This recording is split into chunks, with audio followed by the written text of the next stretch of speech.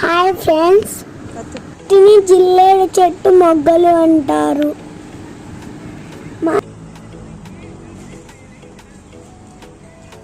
ఈరోజు మా మమ్మీ వాళ్ళ హాస్పిటల్కి అయితే వెళ్ళాను.